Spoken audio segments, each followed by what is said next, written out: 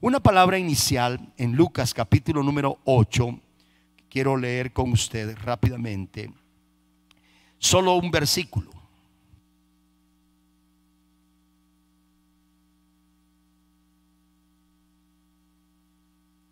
Lucas capítulo número 8. Y quiero leer con ustedes el versículo número 15. Es la explicación de uno de los terrenos donde cayó la semilla.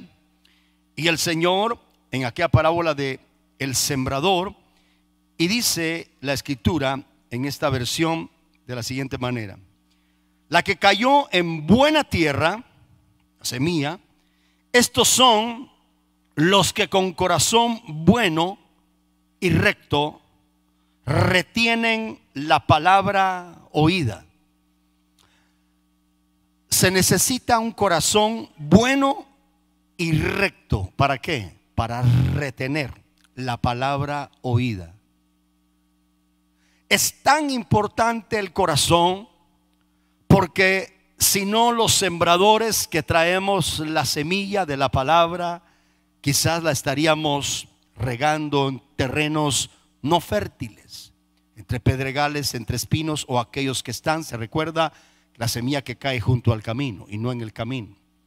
Pero me llama mucho la atención esto para poderles compartir como un preámbulo a lo que vamos a entrar, porque dice aquí claramente que la semilla que cayó en el terreno, en buena tierra, son los que con corazón bueno y recto.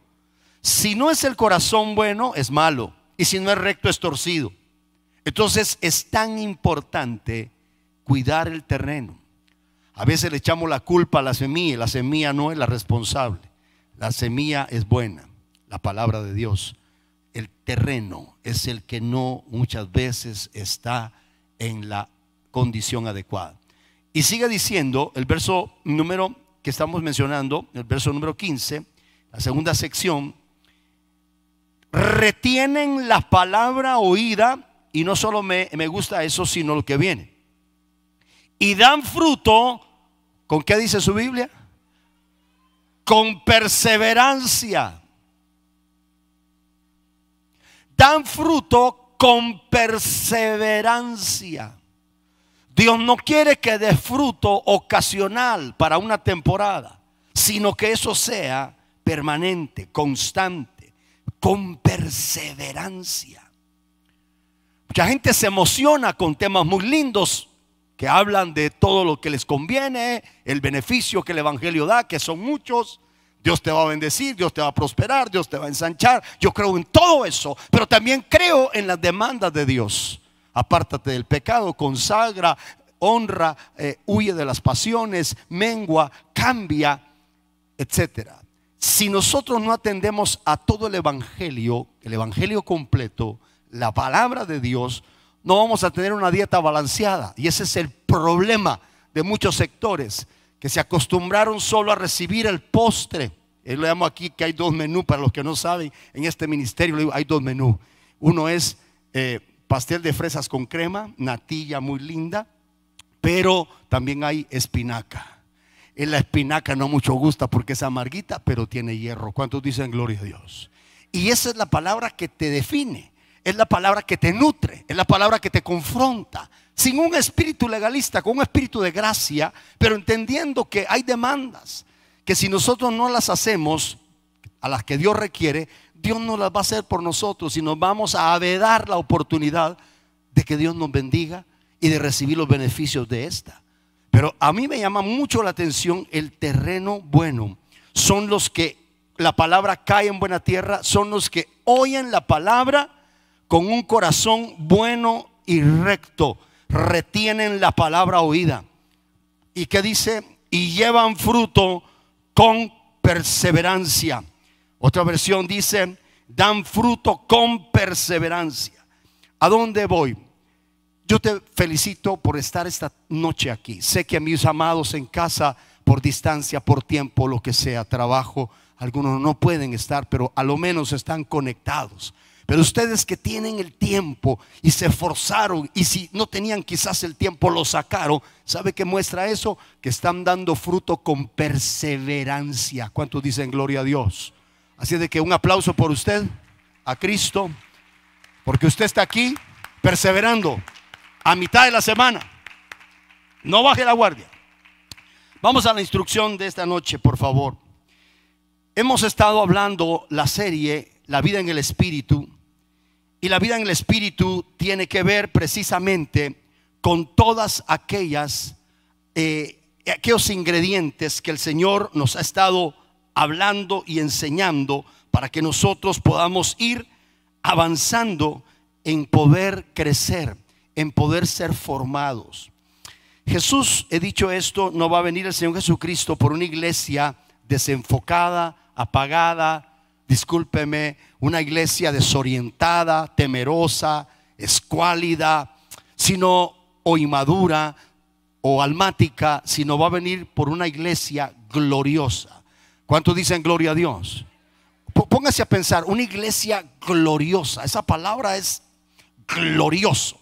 Eso tiene que ver con una iglesia llena de fe, llena del Espíritu Santo, llena de buenas obras, llena de gracia, llena de sabiduría. Lejos de estar siendo amedrentada, ella está amedrentando las tinieblas. Una iglesia, hermano, hermosa, madura. Una iglesia sin mancha y sin arruga. Una iglesia consagrada, una iglesia santificada, una iglesia que se vuelve amenaza contra las tinieblas. Ahora, la pregunta de esto es, resulta que la iglesia no es un edificio, todos sabemos eso. La iglesia la conformamos hombres y mujeres nacidos de nuevo. ¿Dónde están los nacidos de nuevo? Nosotros que le hemos entregado nuestra vida a Cristo formamos parte de esa iglesia. Ahora, como individuo, ¿cómo está tu vida? ¿Estás ardiendo en el Espíritu? ¿Eres un hombre de fe? ¿Estás orando? ¿Estás ferviente? ¿Estás honrando a Dios? ¿Estás obedeciendo a Dios? ¿Te vuelves una amenaza para las tinieblas? ¿O cuando oyes un ruido en la noche te asustas y no hayas qué hacer? Oiga, si alguien debe de tener miedo en este mundo, es Satanás y sus demonios a una iglesia llena del Espíritu Santo, a un hombre, una mujer que ora, a una mujer y hombre que está ayunando, que está orando, que está siendo lleno del Espíritu Santo. Entonces Satanás tiene que sentirse amedrentado. ¿Cuántos dicen gloria a Dios? No bajemos la guardia, amado. Este asunto es así. La vida en el Espíritu resulta que no es una vida en la carne. Elemental, mi querido Watson, dirá alguien. La vida en el Espíritu es totalmente a la vida de la carne, de la cual ya nosotros vivimos, practicamos y estamos tratando de ir dejando. ¿Por qué habían disensiones allá en Corintios? Habían pleitos. Yo soy de Pablo, yo soy de Apolos, yo soy de Cefas. Se comparaban y Pablo dice, habiendo divisiones, pleitos entre ustedes, ¿no sois carnales y actuáis como hombres carnales? Les quise dar vianda, les quise dar otra palabra, pero veo que sois carnales, entonces sois niños, les vuelvo a dar leche. Entonces el alimento cambia cuando el individuo va madurando, va creciendo. ¿Cuántos dicen gloria a Dios? Si no crece, siempre va a ser leche. Si va creciendo, entonces va dándose más nutrientes. ¿Cómo poder detectar que ya dejamos un poquito ya la infancia espiritual? Cuando ya no nos afecta si no nos saludan, no nos afectan si no nos tomaron en cuenta, no nos afectan si no nos llamaron, si no nos dieron la bienvenida, si no nos dijeron licenciado. Cuando ya no nos afecta eso, entonces quiere decir que ya hemos crecido. Porque el maduro no vive de lo que los demás dicen. Él sabe quién es y cuál es su identidad. Alguien dice amén. El que ha madurado, aunque lo pongan atrás, no hay problema. Yo sé quién soy en el reino. Alguien dice amén.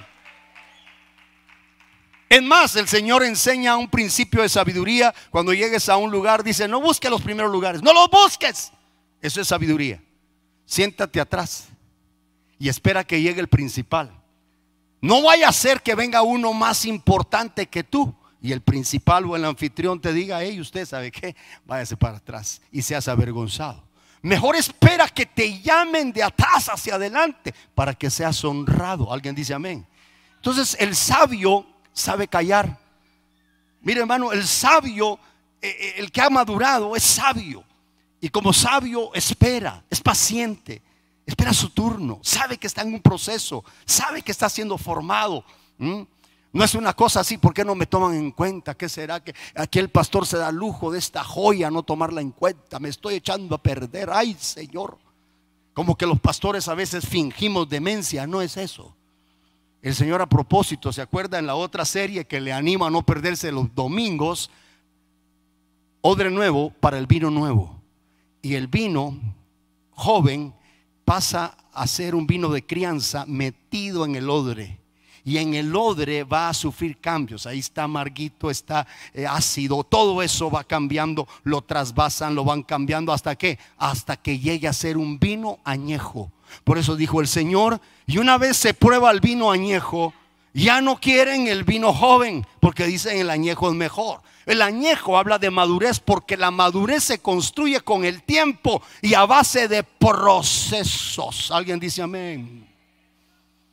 Entonces, si no nos dejamos procesar, no vamos a crecer, no vamos a madurar. Si solo queremos oír lo que nos conviene y lo que le conviene especialmente a la carne, que nos va a ir bien, que todo va a ser. Y mire, hermano, no vamos a avanzar. Tenemos que oír lo que necesitamos para crecer, para madurar, no solo lo que nos conviene.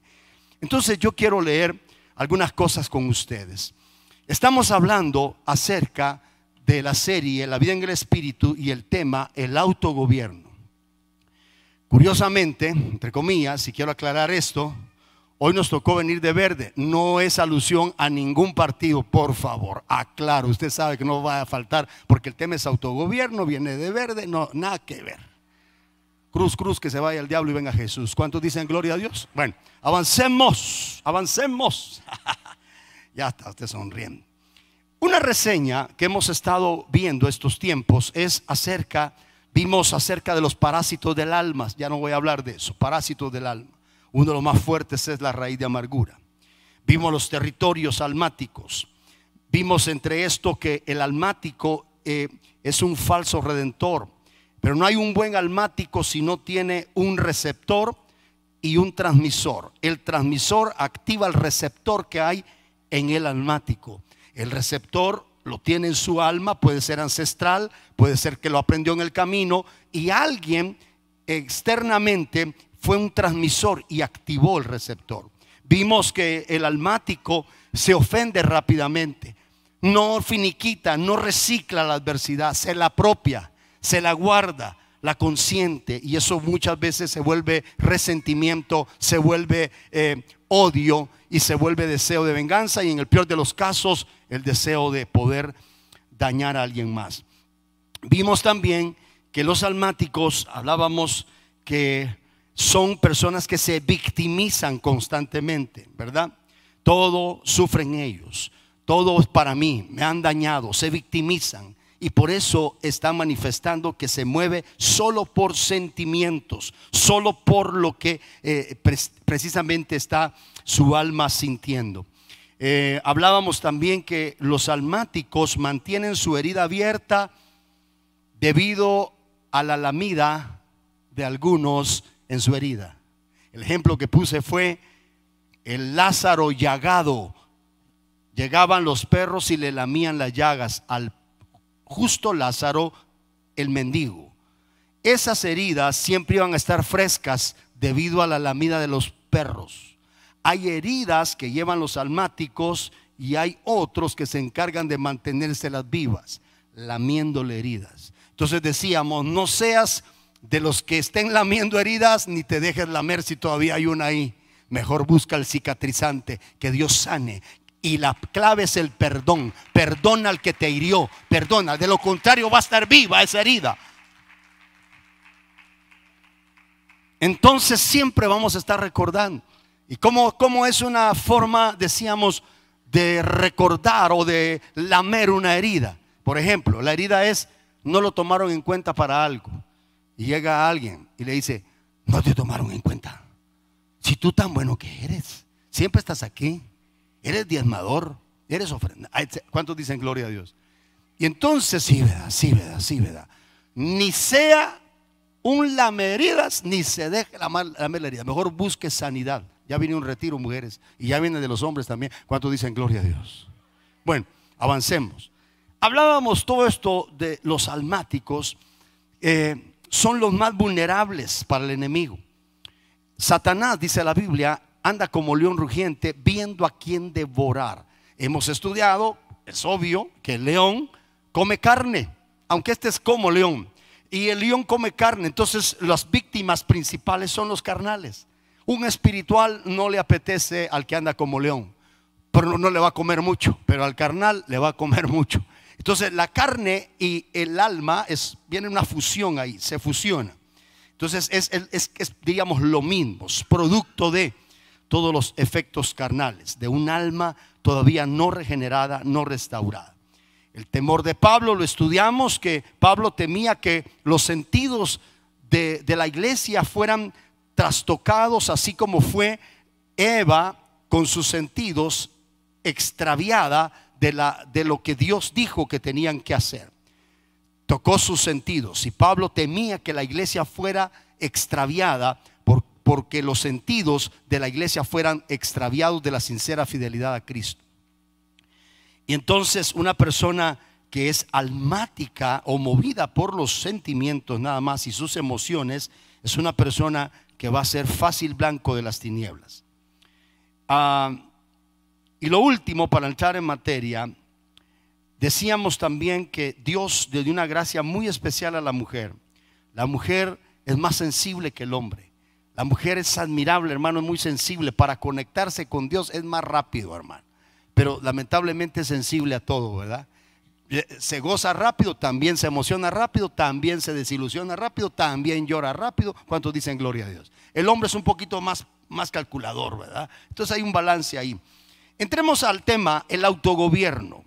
¿Qué es gobernar? Gobernar es ejercer la dirección, la administración y el control, en este caso, en términos generales, de un estado o una ciudad o una colectividad. ¿Qué diríamos para nosotros? Que gobernar sería tener dirección y administración y control que alguien acerca de nosotros. En este caso debe ser el Espíritu de Dios, que debemos de andar en el Espíritu. Y hay gobierno en país, en estados, en ciudades, en pueblos, en aldeas, en familias, hay gobierno. Y también hay en agrupaciones como escuelas, empresas, conglomerados. Pero también hay gobierno de individuo, y ese es el autogobierno. Hay de lo macro a lo micro. En este caso es el individuo. En el orden que el Señor nos ha establecido, debemos de aprender órdenes de autoridad, órdenes de sujeción. Y quiero partir con un texto inicial que ha sido nuestra base en Gálatas capítulo 5, versículo 16. Gálatas 5, 16. Vea por favor Gálatas capítulo número 5, versículo número 16. Dice: andad en el Espíritu y no satisfagáis los deseos de la carne. La instrucción es casi un mandamiento, casi una orden. Andad en el Espíritu. O sea, no anden en la carne, anden en el Espíritu y no satisfagan los deseos de la carne. Dijimos que esa batalla, esa lucha de esas dos naturalezas va a tardar hasta que seamos plenamente transformados. Usted tiene dos contrincantes, lleva consigo la carne y el espíritu. La carne te dice: haz esto, ve otra vez aquí, ve allá, mira lo que no conviene. El espíritu quiere las cosas de arriba, quiere la oración, la búsqueda. Y dijo el Señor esta frase cuando se duermen sus discípulos allá en el Getsemaní: a la verdad, el espíritu está dispuesto, la carne es débil. Entonces, por eso mismo nosotros tenemos que cuidar el fortalecer nuestra fe, nuestra vida espiritual. Depende a quién le demos más alimento, así será la fortaleza. Si alimentas más la vida de la carne, pues ya sabes quién va a ganar. Y si alimentas la vida del Espíritu, va a triunfar sobre los apetitos de la carne. Y acá nos dimos cuenta, como dice el verso 17 también, porque el deseo de la carne es contra el Espíritu y el Espíritu es contra la carne. Estos se oponen entre sí para que no hagáis lo que quisierais. Pero si sois guiados por el Espíritu, no estáis bajo la ley. Si sois guiados por el Espíritu, no estáis bajo la ley. ¿A qué nos referimos con autogobierno? Tiene que ver con el dominio propio. Dominio propio. Ahora que está de moda y vienen elecciones acerca de gobierno, interesante. Pongámonos a pensar lo que la Biblia enseña, cómo el Señor sacó a relucir en algunos momentos su templanza, su dominio propio, su autogobierno. El autogobierno tiene que ver con que tú no vas a ser presa de tus sentimientos ni de tus circunstancias, sino que tienes que ser guiado por la guianza del Espíritu y por las convicciones de lo que has creído. O sea que la palabra debe de ser tu norma, la relación con el Espíritu debe ser tu dirección, fundamentado en esa palabra. Teniendo esto, las circunstancias pueden ser contrarias, pero no son las que te van a gobernar. No deben de gobernarte. Tus emociones quizás quieren salir a flote en algún momento, pero tú por el Espíritu y por la palabra debes de sojuzgarla. Fíjese qué interesante, el Señor Jesús, una persona, bueno, nuestro amado Señor, nuestro Maestro, que nos dio tanto ejemplo. En Él se evidenció, hermano, una multifacética forma de expresión. Pero le voy a decir algo, el autogobierno de Cristo, cuando Él tenía que llamar las cosas por su nombre, lo hacía. Llegó a la casa del Señor, al templo, y vio que estaban vendiendo y cambiando monedas. Y dijo: la casa de mi padre será llamada casa de oración, pero ustedes la han vuelto cueva de ladrones. ¿Y qué hizo el Señor? Sacó un látigo y volcando las mesas. Yo quiero que preste atención en el Jesús noble, manso y humilde. Pero aquí estaba rugiendo el león. Aquí estaba, hermano, la autoridad, el autogobierno. Él sabía, él no se movió, pobrecito, están haciendo sus negocios que coman. No, no, no. Aquí pan, pan, vino, vino. Y entonces le volcó las mesas a los cambistas, toma el látigo y comienza a sacarlos. Usted, quiero que mire a Jesús de esa manera.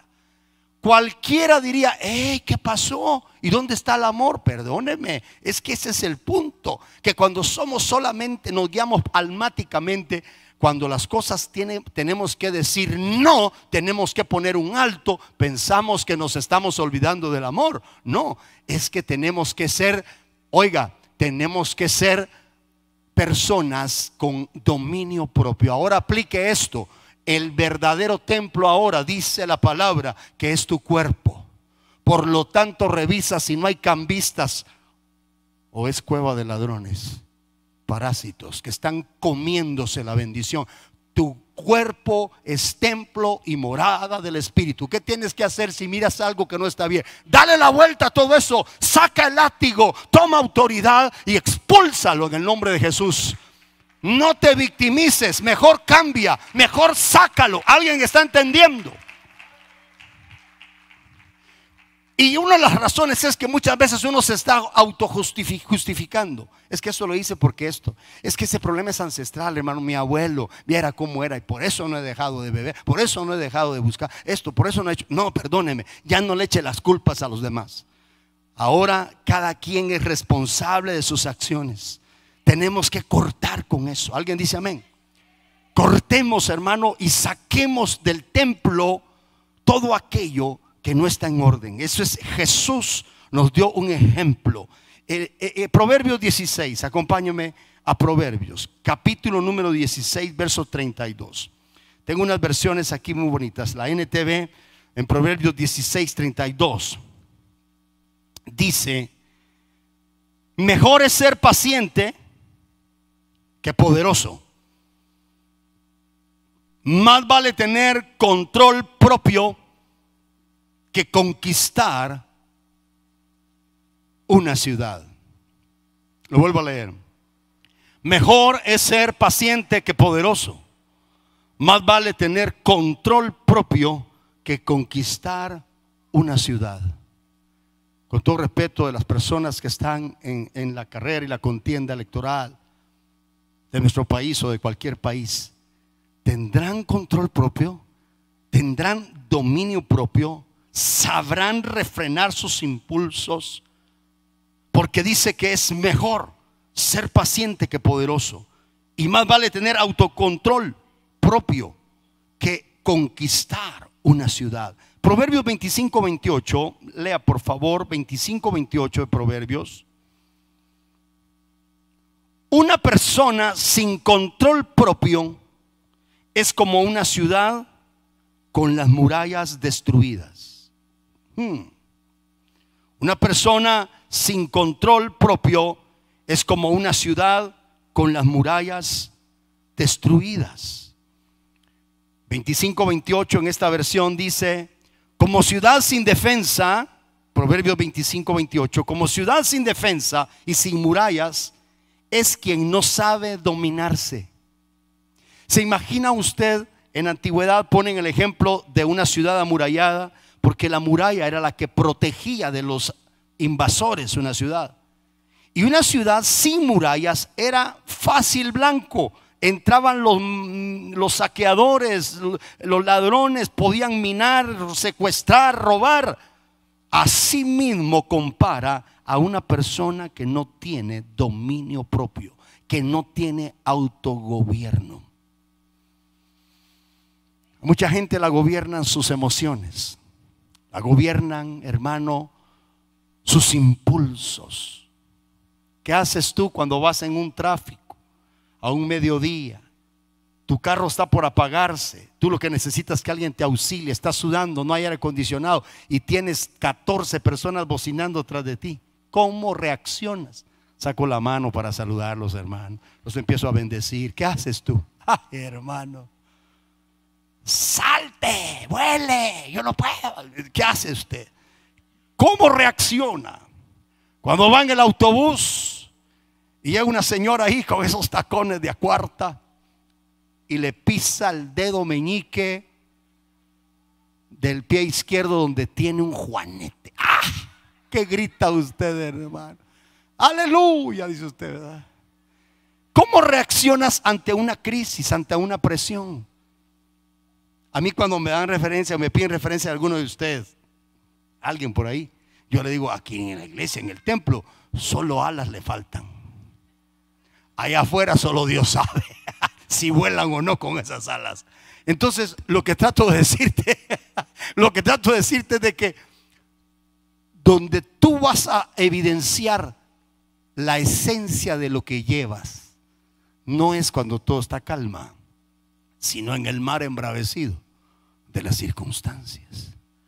Ahí es cuando se evidencia si hay templanza, si te sabes controlar o eres impulsado. Mire ese caso que a mí me impactó hace muchos, pero muchos años, de aquel niño. Eso salió en los periódicos de nuestro país. Un niño, no sé qué edad tenía, 4 o 5 años, tomó un clavo y en el vehículo nuevo de papá comenzó a hacer dibujos con el clavito, hermano, y rayó el vehículo nuevo.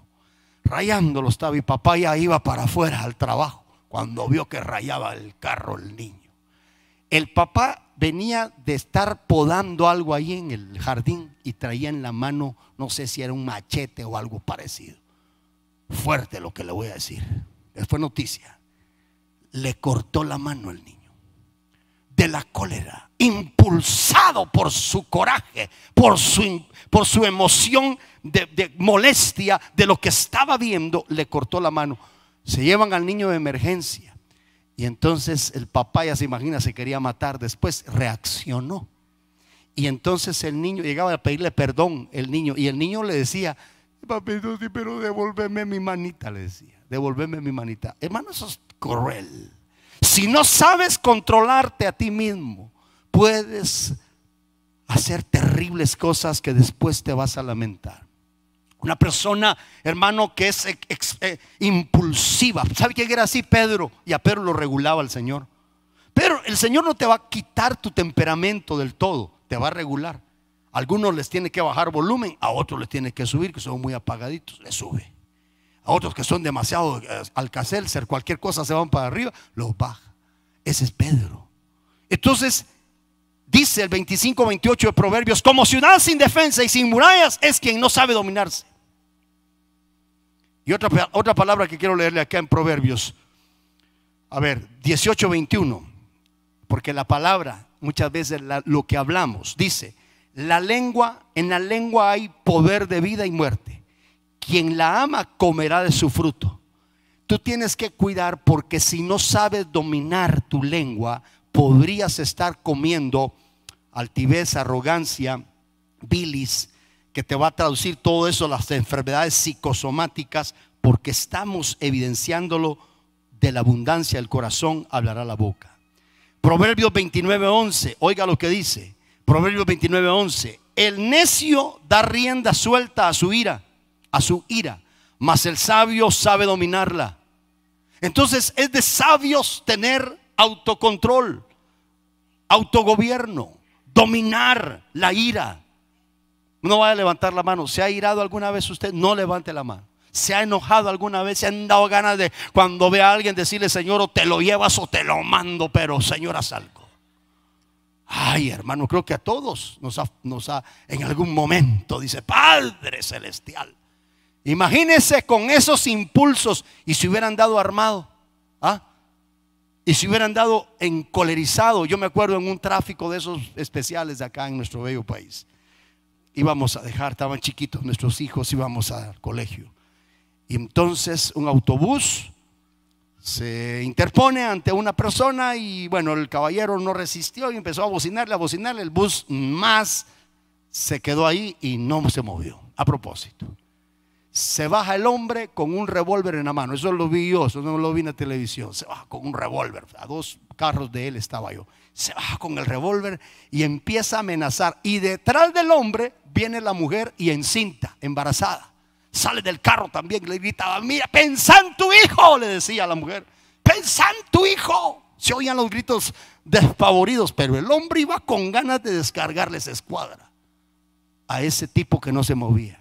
Si no sabes controlarte, podrías en un ratito echarte a perder la vida y la vida de los tuyos. ¿Quién los va a sostener si te vas a la cárcel por un arrebato? Si no dice amén, diga ouch. Cuando dicen gloria a Dios, denle un aplauso a Cristo, por favor, y avancemos.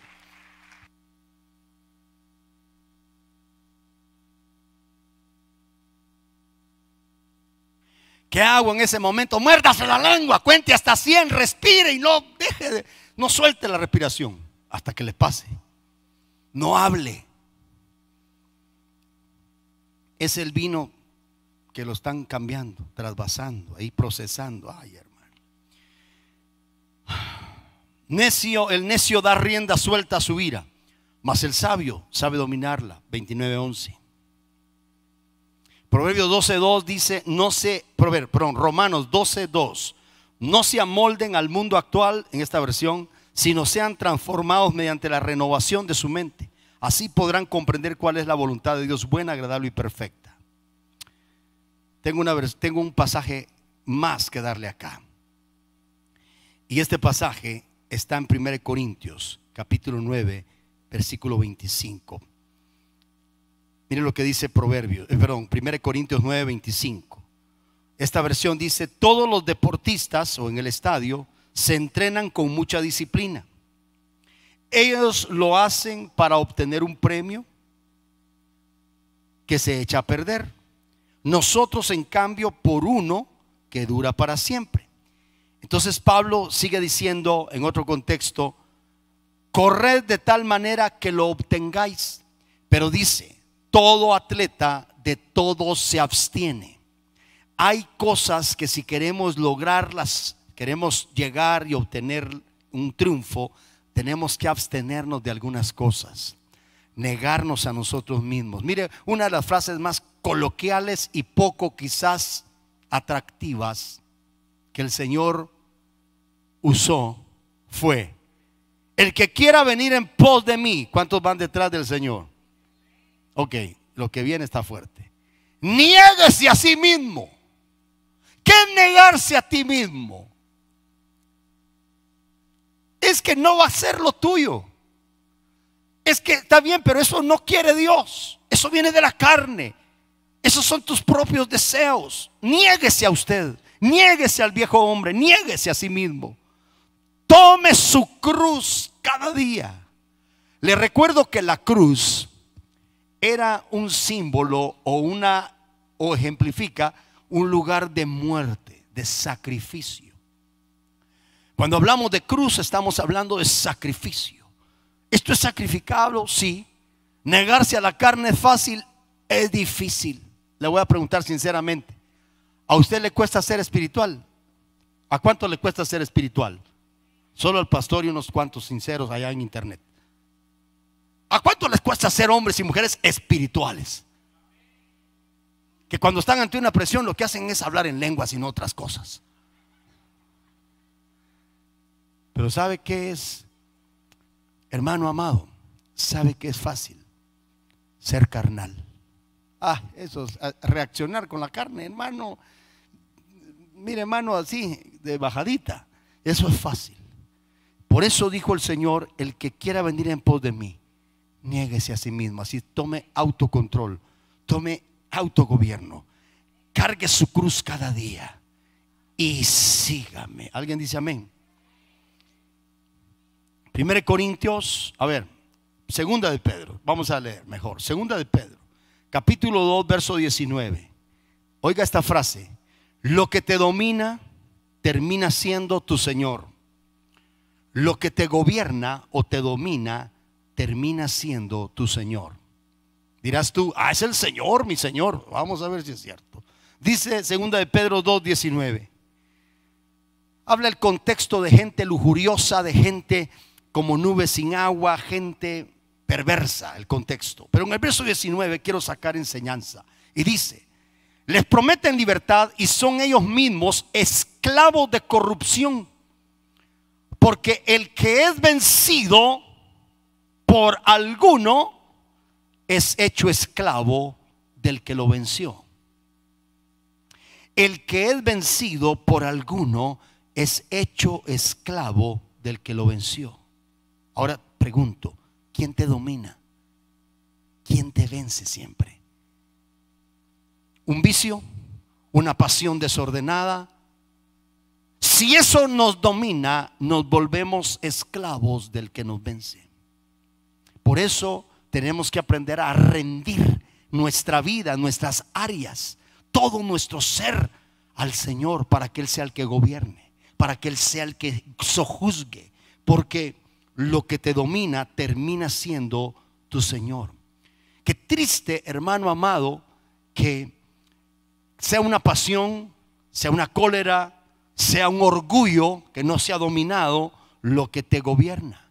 Termina siendo víctima de ese orgullo, termina siendo víctima de esa lujuria, termina siendo víctima de la pornografía, termina siendo víctima de la inmoralidad, termina siendo víctima de la droga, termina siendo víctima del alcoholismo, termina siendo víctima de una baja pasión. ¿Cuántos quieren hoy quitarle el gobierno a cualquier cosa que no sea el Espíritu Santo? ¿Cuántos quieren quitarle el gobierno a todo aquello que no honra al Señor y quiere darle el gobierno de su vida al Espíritu de Dios? Mire esta versión como dice: prometen libertad, pero ellos mismos son esclavos del pecado, de la corrupción, porque uno es esclavo de aquello que lo controla. Uno llega a ser esclavo de aquello que lo controla. Ahora, ya vimos, puede ser esclavo de muchas cosas, etc. En 1 Corintios 6:12, 1 Corintios 6:12, estamos hablando, el tema es autogobierno, tiene que ver con el dominio propio. Dice en 1 Corintios 6:12: glorificar a Dios en vuestro cuerpo. Todas las cosas me son lícitas, mas no todas convienen. Todas las cosas me son lícitas, mas yo no me dejaré dominar de ninguna.